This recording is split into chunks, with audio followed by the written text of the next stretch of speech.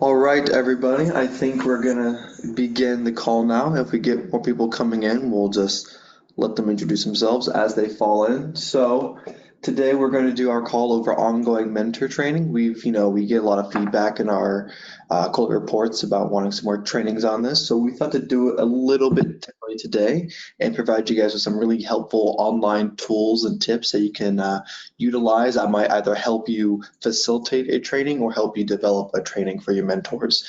As always, we'll begin with introductions. Before we do so, I do want to mention that we do have a lot of content that we ourselves did not create. We referenced content from CNCS, Mentor, Teammates, and NMRC. So we just want to make sure we're giving credit where credit is due. So just know that all the content you will see is nothing we ourselves created. We just want to show you what is out there. So again, make sure that you guys are all muted so we don't get any feedback coming in from your mics. As of right now, it seems like everybody is, so thank you.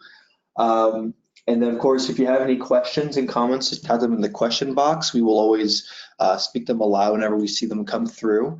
But as of right now, we'll go forward with introductions to see who's with us today. So Mare and I will kick it off. So Russell White, I am the IMP Vista. I was actually supposed to end my service this Monday, but we have a 2-month extension, so I'll be staying around here for just a while longer. And Mary Shaker here. All right, and of course we'll go down in alphabetical order as always. So to start us off, we have Anna. You want to introduce yourself? Hi, can you hear me? Yes. Oh, good. Okay, hi, I'm Anna Flores. I'm with Teammates Mentoring Program. I'm the new training and match support specialist. So I haven't done any trainings yet, so I'm kind of excited just to see what I will learn today. Well, you just need to go talk to Allison. I know, she's so awesome. She's so Okay. good. Yes, Thanks for joining thank us, you. Anna. Of course. All right, and the next up we have Ellen. Hi, Ellen Krogman with Helping Services for Youth and Families in Delaware County. I'm joining the call today. We are in the process of updating our mentor-mentee applications and training manual. So this is the perfect time. If we catch any more tidbits that we want to add, we can consider that. So looking forward to the call. Thank you. Awesome, thank you for joining us. And then next we have Jamie. Hi, I'm Jamie Miller-West. I'm the mentoring coordinator for new opportunities, and I cover SAC, Audubon, Guthrie, Carroll, Green. I think that's all of them. Audubon, did I say Audubon? That one too. And so we're always looking for new ways to kind of update our training and make sure that we're doing everything we need to be doing to make sure that our mentors and mentees can have the best possible relationship they can. Awesome. Glad to have you, Jamie. And then up next, we have Julie.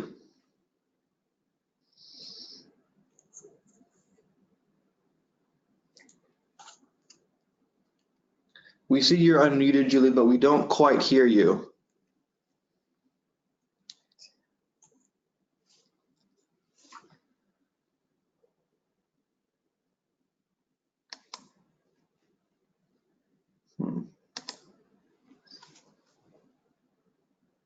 All right, we apologize, Julie. You might be having some technical difficulties on your end, but if you can introduce yourself and give your biggest challenge for ongoing mentor training in the chat, we'll be sure to read out to the group. We're sorry, Julie. Next, we have Kathy. And it's Kathy and Colleen in the same. Kathy Schwartzoff from Helping Services for Youth and Families, and we serve Almaquee, Howard, and Winneshiek counties. And I think the biggest challenge we have for ongoing trainings is getting a good number of people. We have kind of loyal people that come, but I often kind of sense from the presenters that they're a little disappointed that the room doesn't have 30 people in it, type of thing. So I think that's what mine is. Awesome. Well, thank you, Kathy and Colleen, for joining us today. And Colleen might want to share. Yeah, Colleen, go ahead. Yeah, so I'm here with Kathy, also helping services for youth and families, Elm Key, Howard, and Winneshiek. And yeah, I agree with Kathy in the sense that one of the biggest challenges is just participation at the ongoing trainings. And then also getting our mentors or people to come up with things that they want as a training topic. I mean, we give them an opportunity every year with ballots. And like at events, we had a spot where they could throw ideas on a poster and didn't get much ideas put on those posters. So then it's like, oh, okay. It's just challenging. Awesome. Those are very valid struggles. So we're hoping to address some of those today in the call. Thank you, guys. And then next we have Peggy. Hi, this is Peggy Sano from Mentor Clinton County. We were formerly a Big Brothers Big Sisters agency, and our challenge is kind of developing a new program after leaving Big Brothers Big Sisters and putting together something on our own. Definitely. Thank you, Peggy. Up next, we have Rachel. All right, thank you. She already anticipated. All right, so we have Rachel from, hold on, Big Brothers Big Sisters of Siouxland. She's a mentoring specialist. They're always looking for new and better ways to provide training to their volunteers. They don't have much currently for effective ongoing training for their mentors, so they're looking to learn more today. Thank you, Rachel, very much. All right, and then it looks like last and certainly not least of all, we have Val. How you doing, Val? Can you hear me? Yes, ma'am. All right. We're doing great. Thanks to the help of our mentoring partnership, we've updated our handbook and we're getting ready for next year's training topics. So this is, again, perfect timing. And I usually offer 2 different training times, one over lunch, one early evening, and ask them to attend one or the other. Not attending at all isn't an option. So that's worked really well for us. And of course, our same challenges with Kathy and Colleen is topics. They don't seem to request any topics, so I think I'm going to try a list of ideas. So that's what I'm excited for today. Awesome, thank you, Val. All right, and before we actually jump into the rest of the training, we want to give Bailey, and I'm sorry if I'm going to pronounce it wrong, I'm going to say Cosimer. She's subbing in for Julie Lyons today from Mills County Public Health. She is a mentor program coordinator. All right, and she's looking forward to what to learn today in the training. Bailey, thanks so much for your contact information. I'll definitely get you on the list and reach out to you too, because I'm assuming you're working under the new grant there too. So really great to have your contact information. And I'm going to have to sneak out here, but I do want to say that if we're certainly not going to cover every topic that you might want some information on, or if you're really working on revamping a training plan or that, we're happy to work with you, do any follow-up afterwards. And what Val referenced was some technical assistance that Russell had provided to her. We have him for a couple more months now. And really, he can do some of the legwork for you to put together like manuals or to gather some information. He does have a lot of resources he's sharing today. Like I said, I know we won't cover every topic. And I appreciate too, some people shared like different ways they're trying to get people or doing different times of day or to get people in person. But some of our focus today too is maybe looking at things differently. And if it's going to an online format, whether you host a webinar or some online resources. So just don't forget that we can follow up and help programs individually. So don't hesitate to reach out. Thanks. Yes, and thank you, Bailey. And no worries if your mic isn't working, we at least can still talk with you through the chat. So thank you for joining us. All right, so with introductions out of the way, we'll start jumping right into it. All right, so can I give you an overview of what we're going to be going over today? So many of you already sort of talked about some of the struggles and challenges you're facing so far in ongoing mentor training. So we're going to kind of go over what those obstacles are and some kind of quick tips as to how we can maybe address a few of them.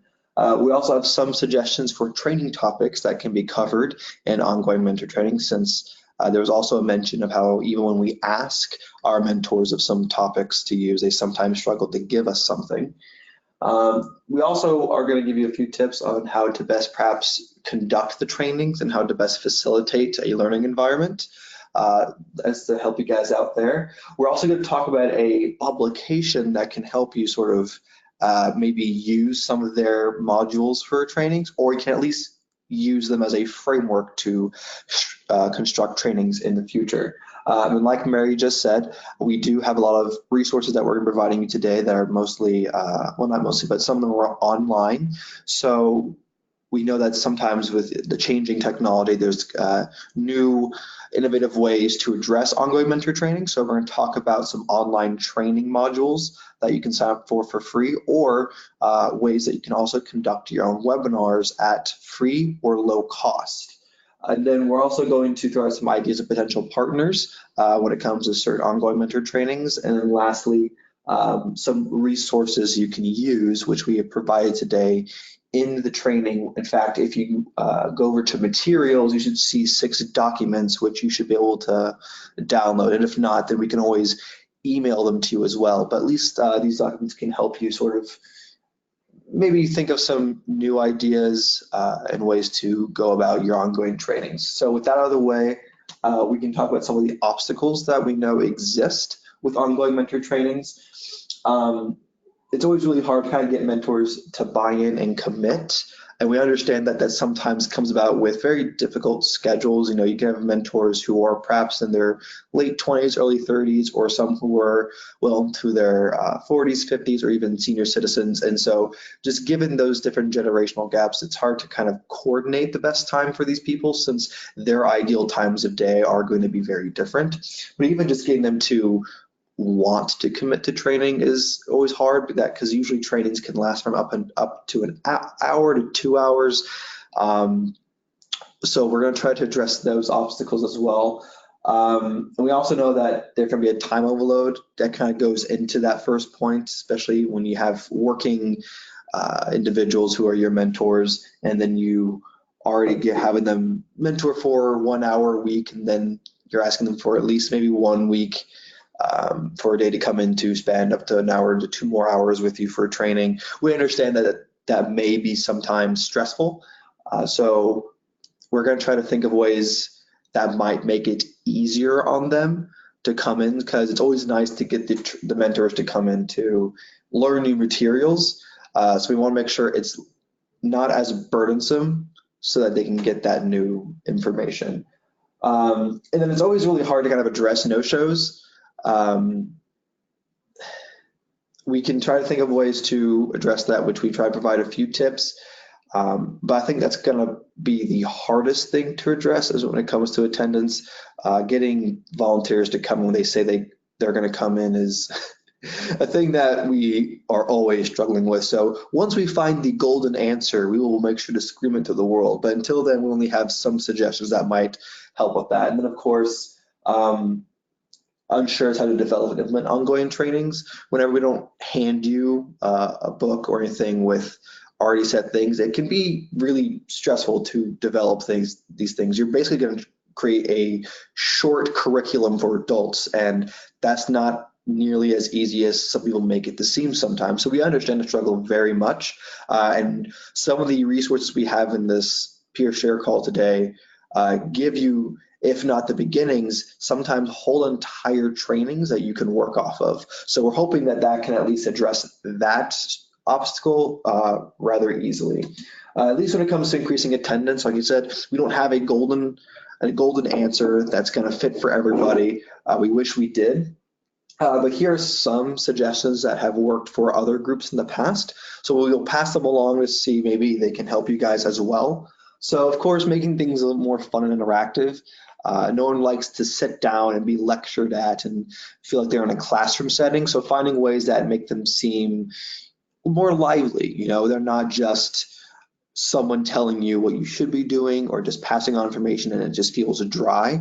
And those fun interactive things can range from anything from maybe starting your trainings with like a fun icebreaker and ending it with another fun activity, or if it's relating to how to address a problem like situational issues with mentees, you can always do role playing during during the trainings, which make it a little bit more interactive, and sometimes some fun can come out of that, especially if your mentors aren't exactly Broadway actors. So that's one idea. Oh, and yes, Kathy, we will be sending the slides in an email, so don't worry. Going on, bringing in guest speakers. This can be fun, especially if you have a community leader who is well respected and well known. If that can help you guys, and also maybe even bring in someone just people are familiar with from like the local school. That always spice things up a bit, and also considering to offer some coffee or food. Everyone knows that people love free food. I mean, being a very recent college student, the most events that were tended to were those that had free food, and that doesn't stop after college. Adults like free food as well. We're not asking you provide pizza or anything extravagant, but just maybe offering like some bags of chips, some pretzels, some very cheap finger food that won't cost your program that much at all. And then of course, you can always buy coffee in bulk from certain areas, like Panera. I would say Starbucks, but they can be a little pricey. Dunkin' Donuts, or you can just buy, your own ground coffee and make it yourself if you wish. So there's ways that you can try to lure in your mentors, and food and drink tend to do the trick pretty well. And then of course, there's creating a sense of team through mentor roundtable approaches. So it wouldn't really be a sort of formal training in the way that we tend to think of them. It'd be more of like a round table where you bring together mentors and you have some prepared material for them, but for the most part, it's going to be a kind of like a discussion between you and the mentors of talking about things they're experiencing with struggles, offering up their own solutions, almost sort of how we do with our own peer share calls, but with the mentors there in person. And it kind of creates this sense of a shared challenges and an interest in helping one another. And so that's one way that might help us. Instead of framing them as trainings where you're sitting for an hour or an hour and a half learning materials, you're then facilitating these really team-like roundtables where everyone's offering up solutions and the mentors are also part of the process and trying to help other mentors.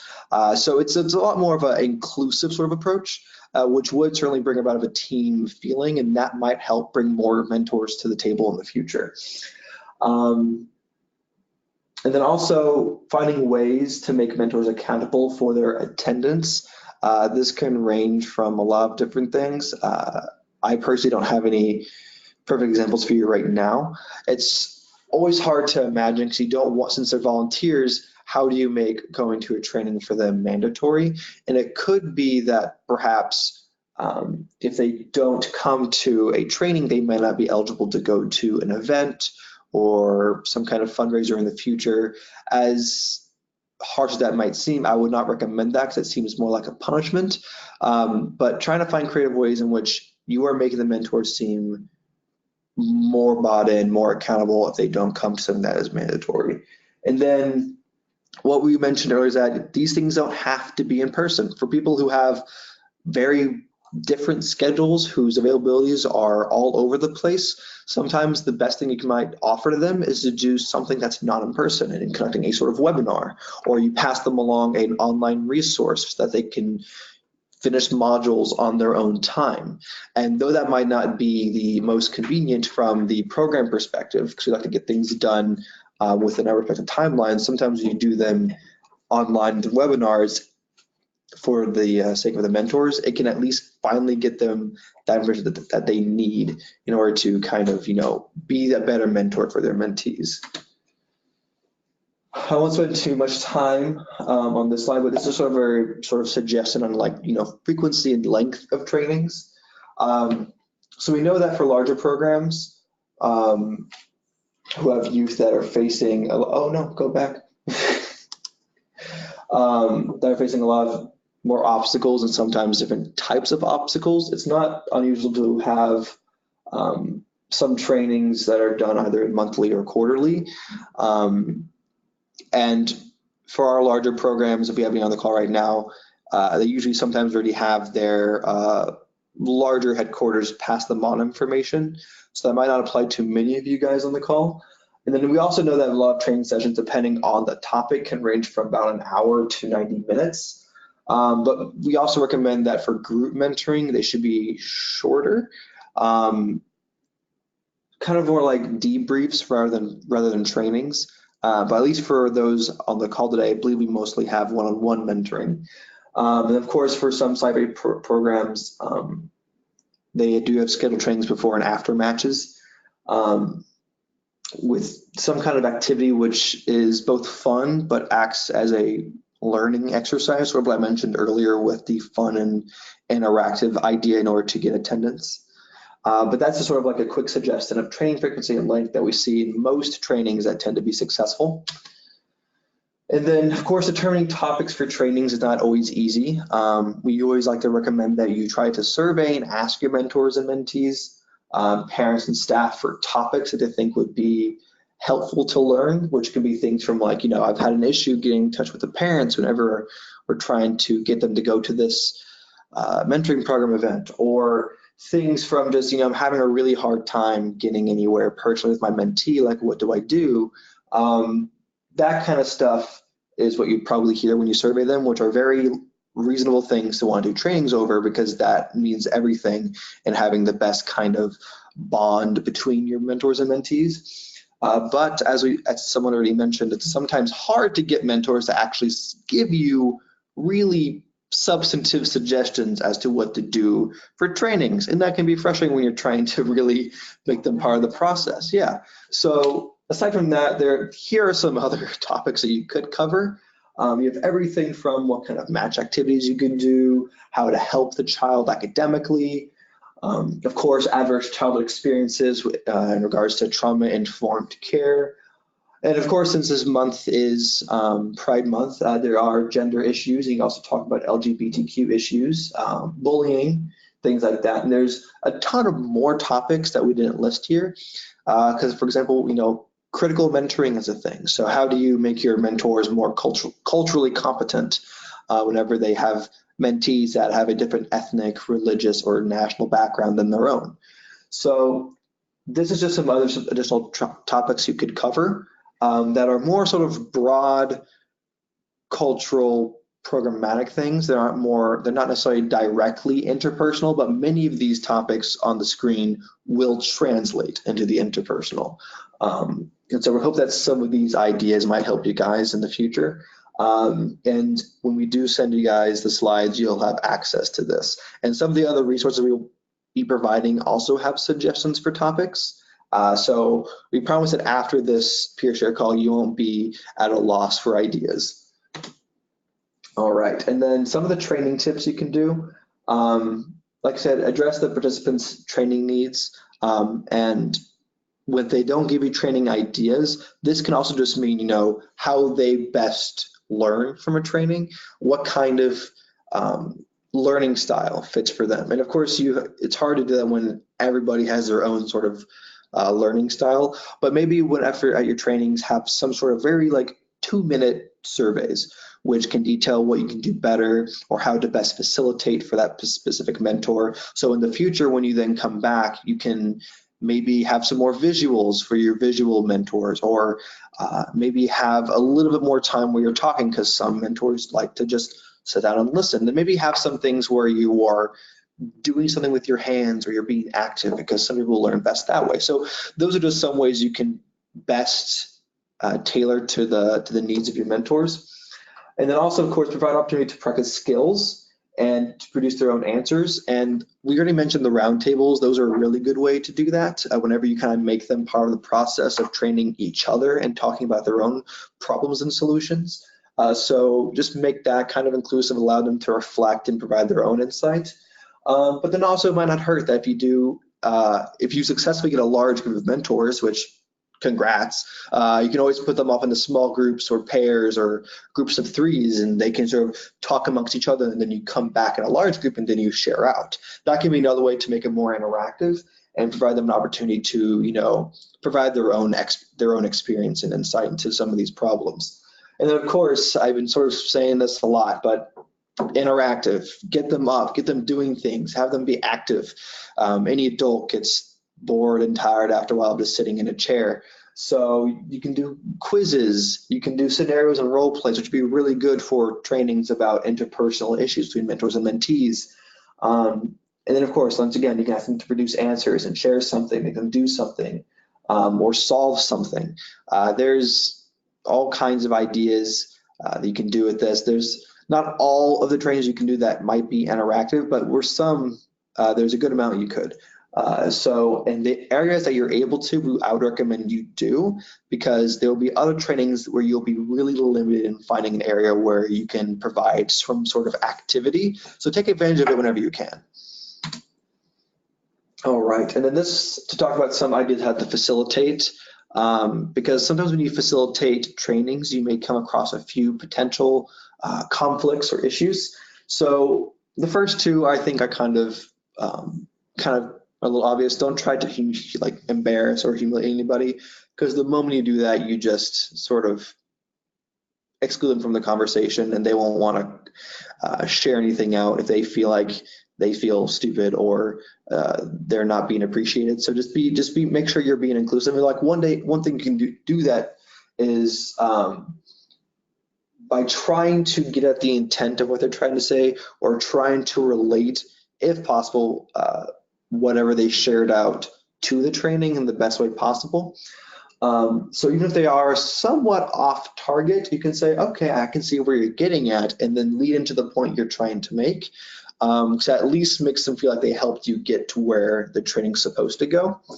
There's other sort of, fun language tips that can go along with that as well. Just whatever you do, try to be constructive and positive, and stray away from being negative, cynical, or just pessimistic, because that's never going to help with the sort of safe learning environment you want to construct for your mentors.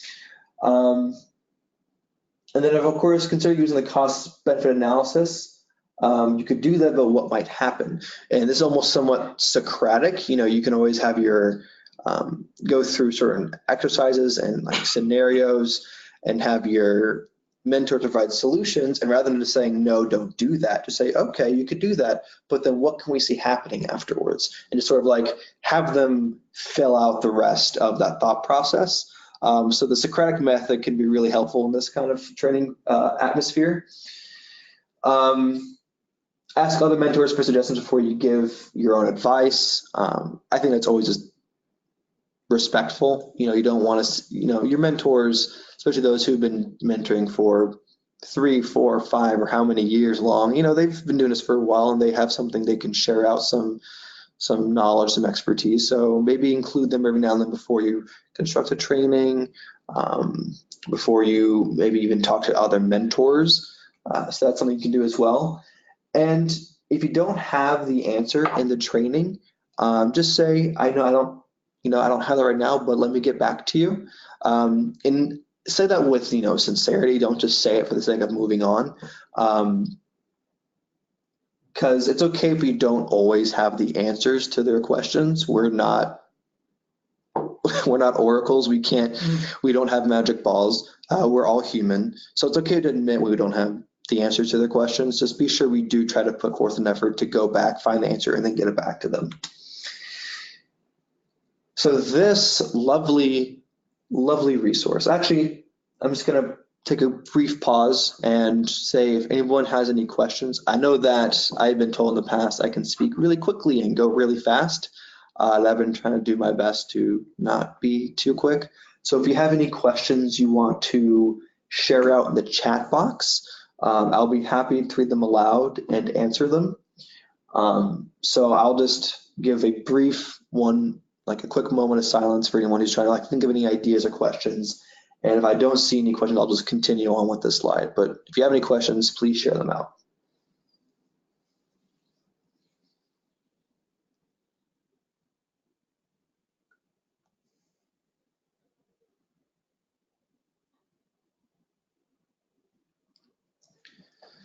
All right, so this lovely resource you can find on NMRC's website. I include the link in the bottom. Thank you, Kathy. Yes, this thing is amazing. So the thing about this resource is that it comes with 12 interactive sessions already prepared. and this is kind of the ones that they already kind of give you for training sessions. So you have everything from setting goals with your mentees or helping your mentee with homework. And of course, what should we do planning activities, but also to like more like really helpful things like money matters. How can you train your mentors to talk to your mentees about money and finance? How can you train your mentors to prepare for closure with your mentees? And then also establishing and maintaining boundaries. These modules are amazing. I already had my chance to go through and look at all of them, and they're very thorough. They look like this, at least in the beginning. They give you like the duration, materials that you need in order to conduct it, the room setup, the description, the goal sessions. They give you everything you need to know in regards to setting up the training. And so these are great for as like a perfect starter kit in order to get your feet wet and conducting some really good trainings with your mentors. And then you can then in the future follow similar formats, but with different topics if you'd like. Because like I said, there's only 12. And so if you want to do something different out of that 12, you can still use this setup. And they're really great. So I also have it included as one of the attached documents in the material section in this peer share call. So if you guys see that, you can download that and use that all you want. Whenever we are emailing out the peer share slides, I'll go ahead and include these 6 resources just in case someone had an issue getting access to it.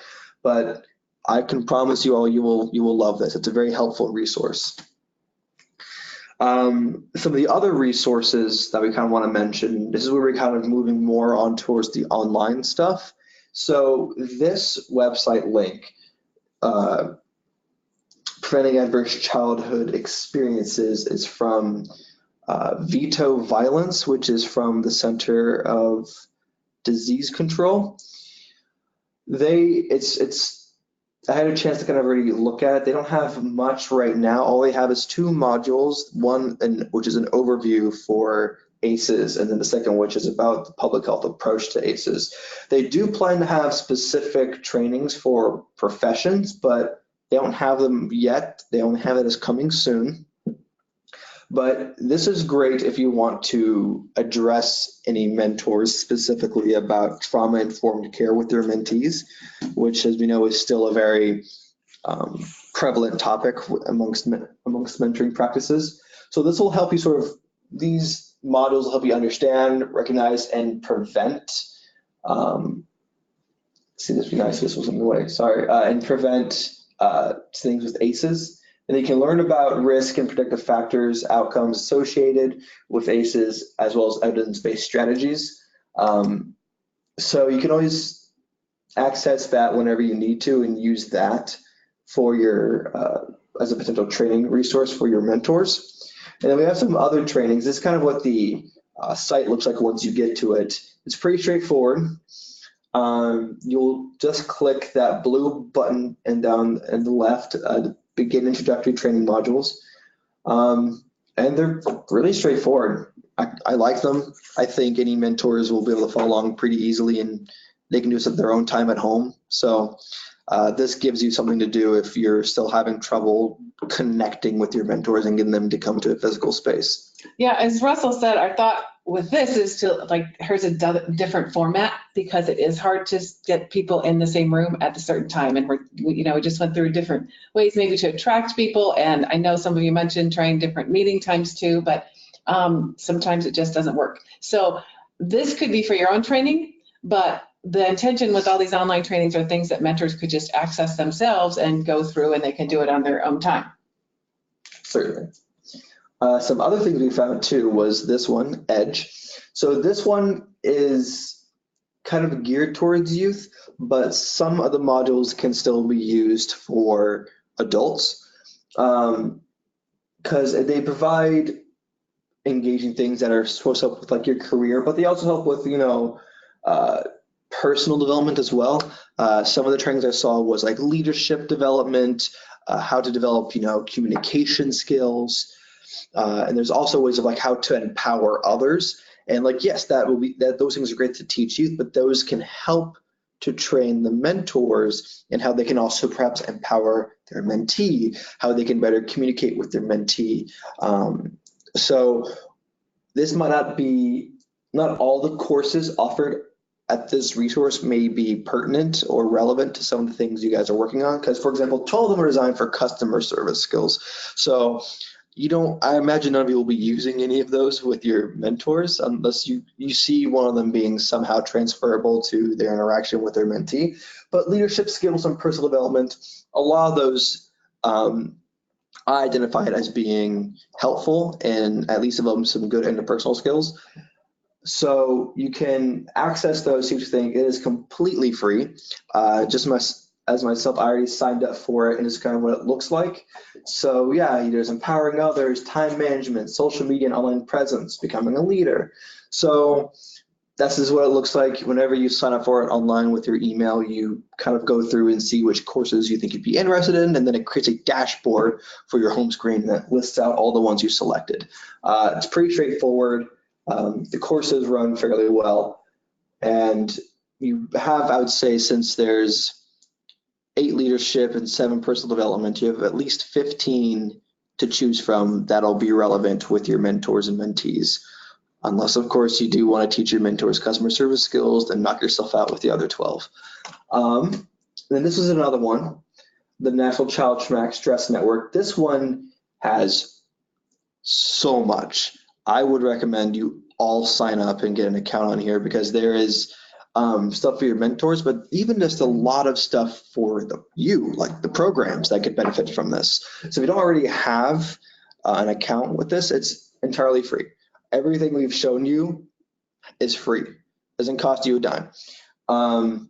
This thing can provide you continuing education certificates. There's tons of speakers. There's over 200 online webinars. And there's about 90,000 members and above. And this thing, you can learn a lot of stuff. It tends to go around ACEs again and evidence-based strategies. So this is all going to be around trauma and stress. But we still think that's a critical thing to learn about, especially considering that in this last spring, we had a lot of floods in certain areas. And for kids who had to lose their homes, that's going to be traumatic. And even when it's not flooding season, it's tornado season, it's the same thing, because those natural disasters can be jarring for youth. So always be sure you are keeping up to date on trauma-informed care and evidence-based strategies for that. And this site is amazing. This is what it looks like whenever you sign in. The 2 tabs, if you can look at that top blue bar, that'll be the most applicable to all of you, will be special populations and then continuing education. Special populations only has 3 things in it right now, but 2 of them are online webinars that are extremely relevant to some of the work that you guys do. And then continuing education has a bunch of different topics, which either have toolkits, videos of speakers, or modules or webinars in them. And so you can find a whole wealth of resources on here, which you can use to inform your own programs, but also that you could use to train your mentors online when it comes to a particular, because there was specifically a resource in here for trauma for LGBTQ youth, for example. There was online modules and webinars for children who experienced physical abuse or children who experienced sexual abuse. So there is a ton of things here that could address a lot of different types of trauma and stress that your youth may be experiencing. And if you have a mentor who's paired with that youth, this will help them so much. So know this resource and don't be afraid to use it, because it is only good will come out of this thing. So I highly recommend you guys sign up for that. All right, now we're getting to the webinars. So these next few slides we're going to share with you guys have some free webinar resources that you guys can do. If you don't feel comfortable with just having your mentors go out and do online modules in their own time, because that still seems a little too laissez-faire for you, then webinars will be a good tool as well. Because though you're still having them convene at at a time, they don't have to come to you physically. They can be in the comfort of their home and their jammies as you sit there and give them a training. So this is a good one. This is the first one I'd recommend, freeconferencecall.com. It's very straightforward. They were not very creative with the name, but it works incredibly well. I already downloaded myself and played around with it, and everything you need to conduct a sound webinar is there. So you have your video and audio, you have screen sharing, you can record and play back. You have drawing tools that, so if you don't, it's kind of like a whiteboard feature in a way. So if you want to draw attention to something, you can. You can also do remote desktops. If you want to make someone else a presenter, you can. You also have a chat box, studio presentation. You have all these things.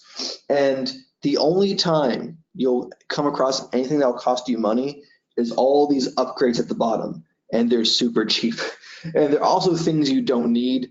You don't need these things at all. They're fluff. So you have custom greeting, that's $2 a month. Custom hold music, I don't know why you would want that, but they offer it. The only things that would make sense to me that you may want would be extra storage. If you, after a while, you have recorded a lot of webinars, but you get already 1 gigabyte of storage. So you'd have to have a lot of webinars before you use up all of that. And even then, once you buy the extra storage for $3 a month, you then get 10 more gigabytes. So it's a pretty good deal. They are very sincere in trying to give you a free resource and not trying to scam you for money. So highly recommend free conference call. And the next slide has an image of it. Oh, never mind, I got rid of it. So I thought I had an image of it. But I will say as a heads up, the way it looks is a very sort of small gray bar with several buttons on it. So it's not much bigger than, if you look at that green bar at the top of the slide, it's no bigger than that. And it'll just appear on your desktop. It's not gonna be in a tab in your Internet Explorer or Google Chrome. It's gonna be its own gray bar that just appears on your desktop. So, I mean, there's not a lot there. It's very simple, it's straightforward, so you wouldn't really get lost with it, but I just want to throw that out there as a heads up for everyone who may intend to use it. Here's some other tools. I'm sure some of you may have heard of Zoom. I've used it a few times. It's also a good service. Their basic version is free, which is good, and their basic version offers you HD video and audio, you get live broadcasting, you get full-featured host controls, and you can also get reporting and analytics in case you want to see who attended your webinars and for how long. And of course, there's the rest of the price of the pricing below. They actually do have another pricing option, which I don't think would be applicable to anyone on the call or any of our programs because it was for large enterprises. So the biggest one I imagine would be business style for some of you, but even then, I think seeing some of the features offered in business, I think were a little too much for our mentoring programs because it's just not needed. You also need a minimum of 10 hosts. So if you do intend to use Zoom and you want to invest in getting the pro, don't go above pro. I would just say settle for pro or settle for basic, and you'll have everything you need in order to conduct a well done webinar. The other one is Join Me. This one perhaps comes on one of my, I'd say out of the 5 we're going to show you, this is my number 4 because they don't offer a free version. Given when you look at the pricing, it's very cheap and affordable.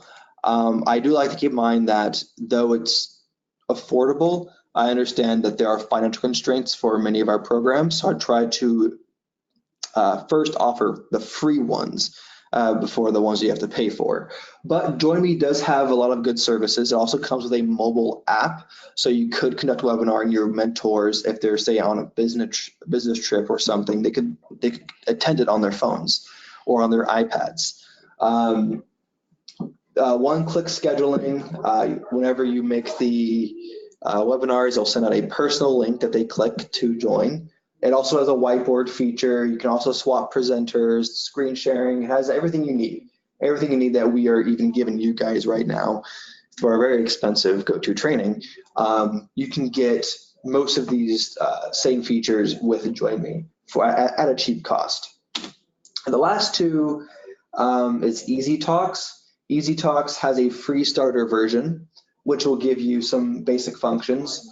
It has a web and mobile app, online chat, interactive whiteboard, screen share. This is the first one I saw that actually mentioned having polls and surveys in case you want to do something that has an interactive feature in your webinars. And again, it's free in the beginning, but even the standard version is only $10 a month, so it's very affordable.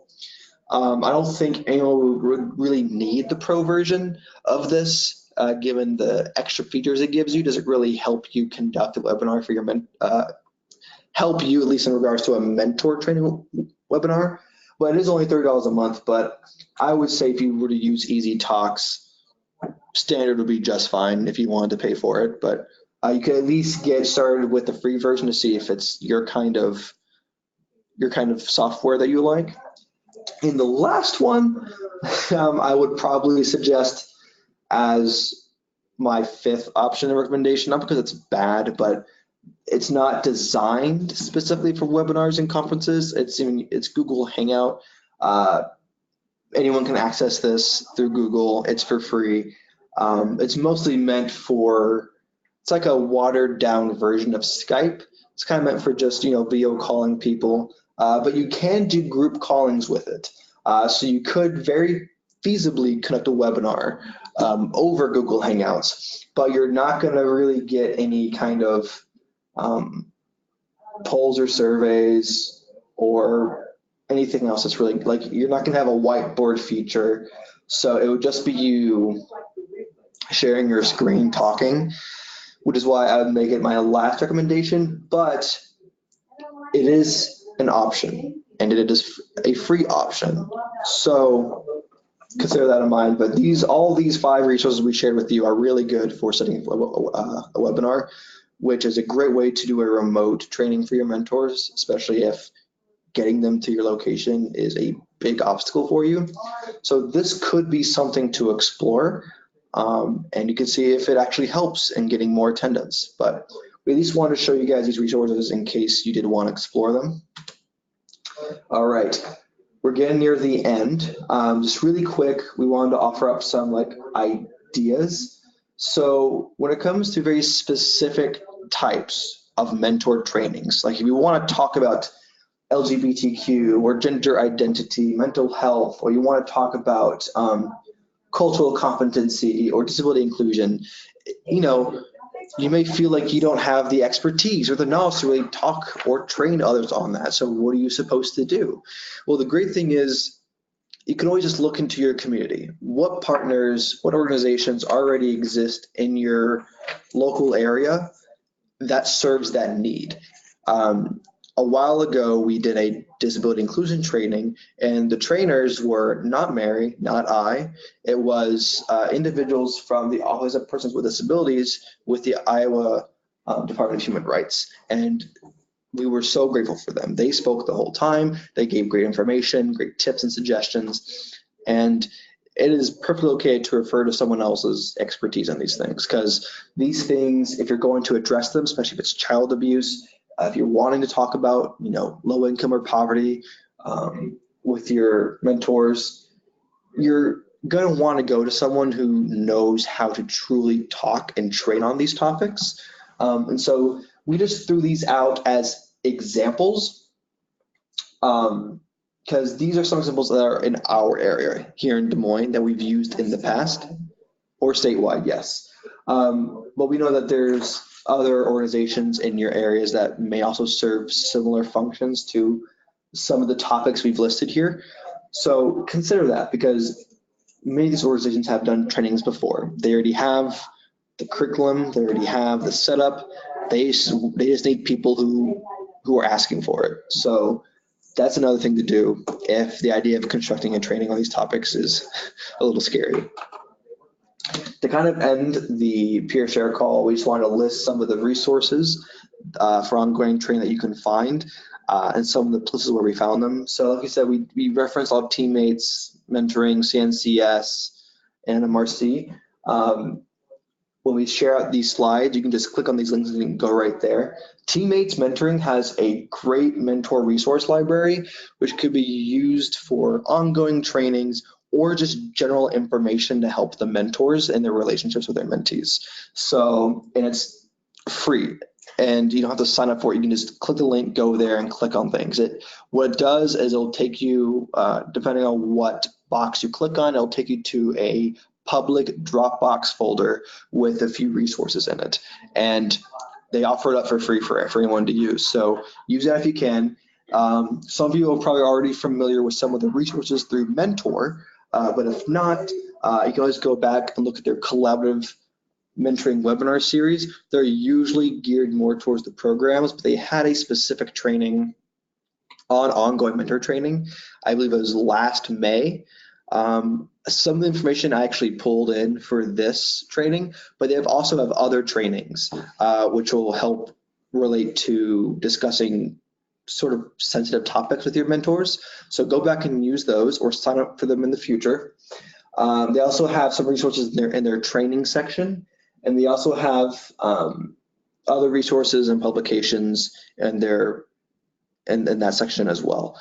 So you can click on these things and it'll give you some ideas or some more resources as to what you can do. NMRC has mentor training resources and they have a lot. Oh, sorry, I missed Kathy's question. To answer your question, Kathy, about what USCRI is, USCRI is United States Committee on Immigration, on Refugees and Immigration. So they are a refugee and immigrant resettling agency, and they give them supporting services. But they also tend to sometimes go to organizations and provide them cultural competency and cultural sensitivity trainings.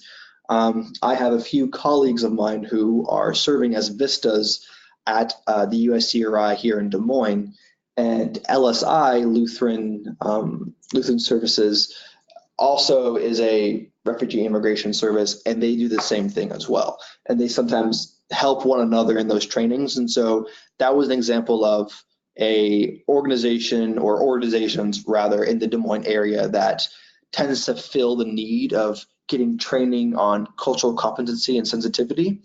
So part of that, I didn't list out the acronym. I probably should have done that. I just forgot to, but yes, that's what that is. So if you have one in your area or an LSI in your area, they will have information to train on cultural competency and sensitivity if it's ever a need. Going back to this, you can click on these. Actually, funny, I didn't know this, but CNCS has mentoring training tools that you can use to help you as well. And of course, NMRC has a ton of stuff. That's the link that I also referenced earlier for the ongoing training publication, but it's here as well, just in case you guys need it. And mentor training resources from NMRC, there's so much. You guys will have a heyday when you look at that if you haven't seen it already. So there's a ton of resources here for you guys to use.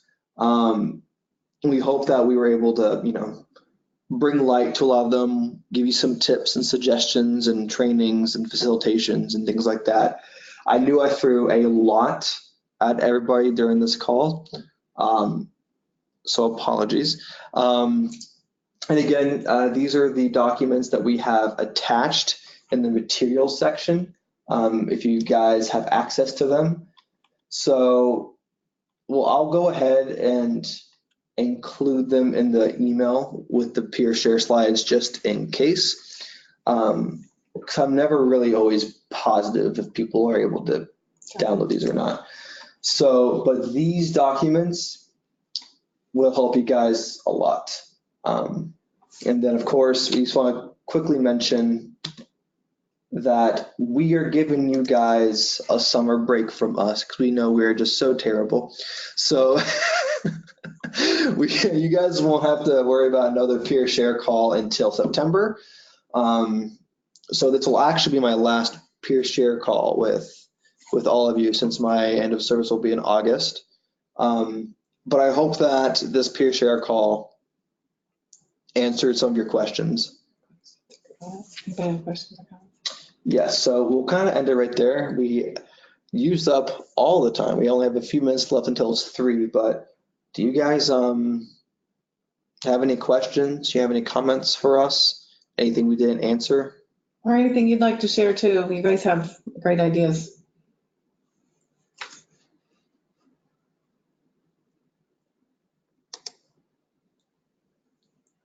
Warm out.